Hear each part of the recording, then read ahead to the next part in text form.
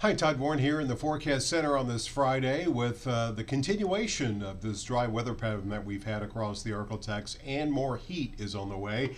You can see early afternoon, many locations already in the lower 90s. Will probably end up in the low to middle 90s before this Friday has concluded, and you can see pretty much wall-to-wall sunshine minus a few clouds over Shreveport right now. We have seen a little bit of an increase in the humidity. Dew points, which yesterday were in the 40s and 50s, are now in the 60s, and they will rise a bit more here tomorrow before that cooler and drier air returns heading into the middle part of next week. You can see dew points flirting with 70 tomorrow. You'll start to feel the humidity a bit more tomorrow.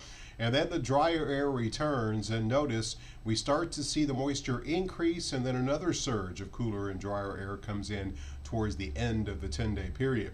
Now we will see an increase in the moisture. That's not going to do much as far as rain. Robin's Toyota Futurecast does show that we could see a clear to partly cloudy sky over the area tonight, and kind of a mix of clouds and sunshine tomorrow. I doubt that we will see anything as far as rain for your Saturday.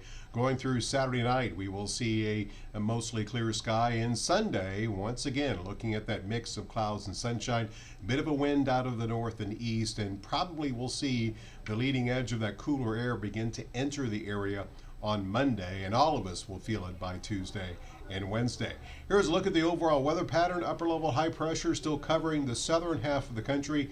Going to see a pretty good trough develop here over the east. You can see the upper level low over southeastern Canada. That's going to send some rather chilly air into the northeastern sections of the country, and we'll see a piece of that here during the middle of the week. The upper level ridge does move back towards the east, but we will see another surge of cooler air move south, and that will result in an end to a little bit of a warming trend, which will try to develop late next week. And during this whole time, it still looks like we will be rainless.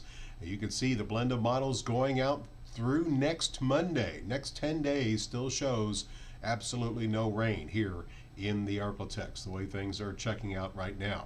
In the tropics, we do have, again, it's looking more promising that we'll see something develop probably over the southwestern Gulf of Mexico that will move towards the Florida Peninsula.